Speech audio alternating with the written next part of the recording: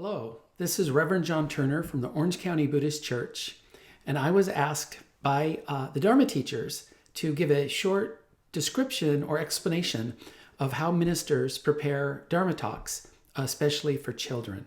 But first, I'd like to begin with Gasho. Namo Amida Butsu, Namo Amida Butsu, Namanda Butsu, Namanda Butsu, Namanda Butsu, Namanda. So welcome. I think this is a really good topic. It's really important to know your audience and to be able to read the room. So when ministers prepare a talk, we try to really take into account who we're speaking to, the age group, their experience, and their background. And I've put together a 6-point outline of the steps that I go through when I begin to think about preparing a talk. For adults or children, it doesn't really matter. I always use this approach. Even for Sunday sermons, I use this approach. So the first one might be a little surprising, but it was the way I was taught by Bishop Harada, is that when I present on Buddhism, I try to both teach the Dharma and I try to give a Dharma talk at the same time. So I was taught to not really see a distinction between teaching Buddhism and doing a religious service. They're mutually reinforcing. They complement one another. We'll talk about this later on, but there's kind of a pivot. You want to be able to teach, but then also hit deep spiritual meaning through those teachings as well. So I see the job as a Dharma School teacher much more than just mere teaching of facts. It's inspiring young people, giving people spiritual depth, helping students find meaning in their life. And so it's not only teaching the Dharma, it's also giving a Dharma talk. And then the next thing, I like this a lot. There's something in Buddhism called the 3 marks. And sometimes these are called the marks of existence. But the way I've been taught is you need one of these marks, like a letter grade, on your lesson plan to verify that it's actually a Buddhist talk. So when I think of a mark, it's like a little stamp of approval. And in the Buddhist tradition, we need to talk about one of these 3 things for the talk to be considered a Buddhist talk. And if they talk about other things, then it's some other kind of a talk. It might be very valuable. It might be very interesting. It might be very entertaining, but we wouldn't call it a Buddhist talk. So I wanted to go through these 3 marks with you. The first is if your talk has something to do with impermanence or interconnectedness or interdependence or oneness. This would give it one of those marks. So if you talk about this subject, then you can be assured you're in the Buddhist ballpark. The next is dissatisfaction. Often it is translated as suffering. This is the word dukkha in the Buddhist tradition. So if you give a Dharma talk about the struggles of life, wanting things to go your own way, seeing things through your perspective, misreading or confusing your opinions with fact, these are the things that cause us to suffer in our lives. So not so much outside events, not the facts on the ground, but how we interpret them, how we internalize them. If we listen to that inner narrator in our head too much, editorializing, this can lead to suffering.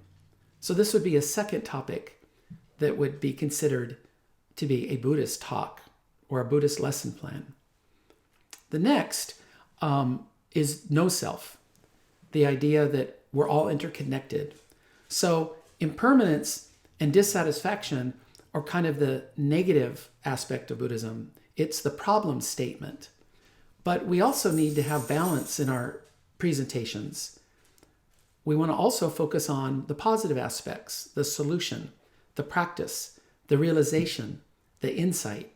And so no self has been restated by the great Vietnamese Buddhist master Thich Nhat Hanh as nirvana itself or awakening. When you let go of your idea of a permanent self, you realize awakening and joy and happiness in Buddhism. So it's kind of interesting here. We have two topics that kind of point out the problem, the core problem in our lives. And then we have two things that point out the solution to that problem. And the Buddhist path is how we get from the problem statement to realizing the solution within our lives. And Dharma School is part of that path. So you could argue by seeing the problem clearly, by realizing life is impermanent and that your expectations are getting in your way of happiness, realizing that is itself the solution or awakening or no self. So you can come at it from either direction. But I think in America, we have to be careful to have a balanced approach. Americans tend to be very optimistic. We're looking for solutions. We're looking for things we can do. So I think I lean a little bit towards the optimistic, positive approach to encourage people to practice, and that it's not all doom and gloom. There's a way out. The room may be dark, but the door's open and there's sun shining outside, and all you have to do is walk through it. Another thing I do, I try to be very careful on, is to talk just about one thing. Everything in Buddhism is interrelated, and it's very easy to drift off your topic. So before you start, you have to really decide, what are you going to talk about? Is it going to be impermanence, or is it going to be insight? Is it going to be the problem with expectations and the frustrations of wanting things to always go your own way? So you have to make sure you pick one thing and focus on that. And if the kids come away with one thing, you've done a very good job. The next, I would say, is to find a hook. You need something to catch their attention quickly. Number 5, they have children and even adults today have very short attention spans. So you need a hook. You need an image, a picture, something visual. It could be a song. It could be lyrics. It could be a video clip. But you need something that will capture their attention early on. So I usually try to start with a bang. I try not to have a long introduction.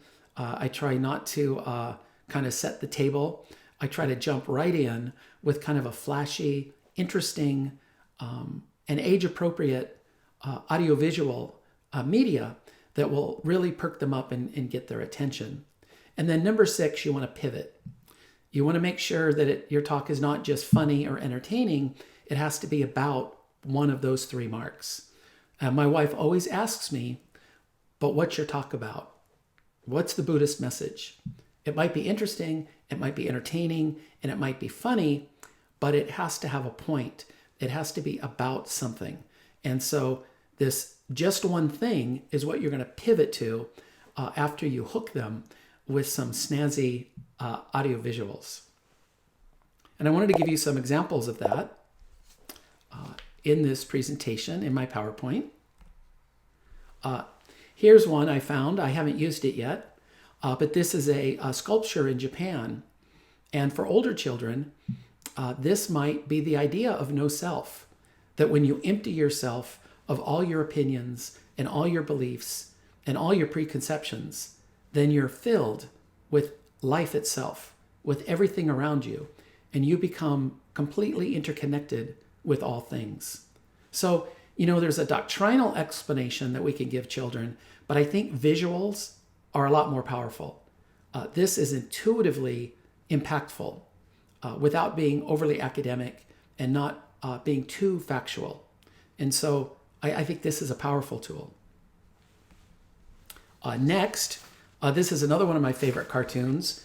You could have a discussion on what does this mean, but it's basically saying that our problem is we project our opinions and our beliefs onto the world, and we only notice, it's called confirmation bias. We only notice the things in our daily life that confirm our beliefs. And so we can feel right about ourselves, but it's because we're ignoring any factual data or any information that would make us open up or contradict our long-held prejudices or beliefs. So I like this one a lot. Another one, this is actually from a Purina dog food commercial, but it is interesting. It's a dog in meditation. And I've used this before to discuss the famous Zen koan, does a dog have Buddha nature? In America, everybody would say yes because we love dogs. But in the Middle East, in China, dogs were looked down upon like rats or hyenas or like a junkyard dog. And so another way of saying this that be more applicable in our culture would be, does a silverfish have Buddha nature? Does a rat have Buddha nature? And you might discuss that it's not have, it's is. It's not a matter of having it or not. It is an is thing. All beings have the potential for awakening, that Buddhism is for all people, even silverfish. This is another one of my favorites. On the right, we have the Zen tradition, where maybe we get frustrated when everyday life interrupts our mindfulness. But in the Jodo Shinshu tradition on the left, we're so happy when mindfulness interrupts our everyday life. So on the right, we have a monastic tradition. And on the left, we have everyday Buddhism, practicing in our everyday lives, merging our spiritual and secular life as we walk down the street. And then this is a little bit older, for older children. These are dogs on the Titanic. This is an actual photograph. They have no idea what they're in for. They don't know the danger they're in. And this is much like human beings. Our life, if we're not careful, is going to sink, just like the Titanic. We don't realize we're on the Titanic. And then a teacher, the Buddha, comes along and says, there's no time to explain, just get in. So I've liked this metaphor is just say Namo Amida Butsu. Amida Buddha says, just get in, hang on, and everything's going to be all right. You're in grave danger. I can show you the way out. I mean, you're in so much danger, you don't even know you're in danger. That's how much danger you're in. And then the other thing I've used before is clips from videos. So this is a short clip of Ormi, the pig, who is really super greedy and anxious and angry because he wants these cookies on top of the refrigerator. So you could show this short clip and talk to the kids about maybe what they're greedy about or what they obsess about. So I was going to show a short little clip.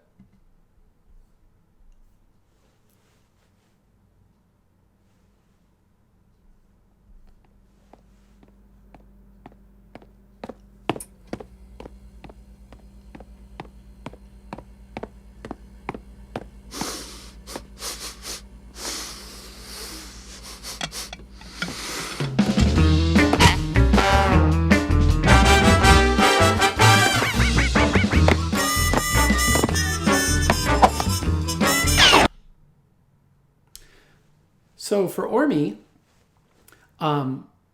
what you can do is in PowerPoint, you can insert an online video.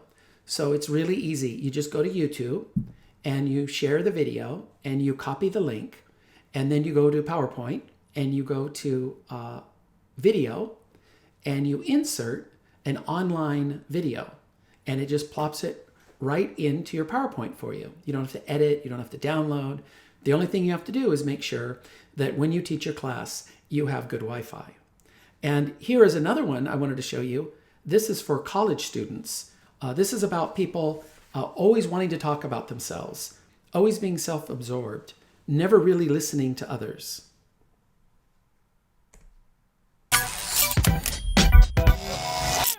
Palm Springs is just so beautiful. I mean, it's hot, but it's like a dry heat. And anyway, we spent most of the weekend just lounging by the pool. Oh, hanging out by the pool. That reminds me of my belly flop story. Can't just start telling it now, though. I'll just think about it until Siobhan finishes talking. Completely naked. That reminds me, last summer I was house sitting for my Uncle Danny Elfman. Oh, summer! Oh, they're gonna love my Cancun food poisoning story. So those are two videos, age appropriate, and they can really get the conversation started. I really like to use real world examples and then pivot towards teaching the Dharma. And so, in summation, we want, in my opinion, we want to teach the Dharma, but we also want to give Dharma talks. We want to cover one of these 3 elements to make it a Buddhist talk. We want to make sure we focus in on one thing, and we don't want to use too many examples. So one example covering one topic. Find a hook first that will capture your audience's attention. They have short attention spans. I also would, short is better. Shorter is better than longer. Less is more. So I would keep my short talks punchy in the beginning, pivot, hit the Dharma hard, and then open it up for discussion. It's hard to keep an audience for much more than, especially kids, for maybe 5, 10, 15 minutes. And make sure you pivot away from teaching to actually giving an expression of the Dharma from your heart. So I hope this helps. This is my process, and I hope it might become yours. Thank you very much for listening, and please join me in Gasho.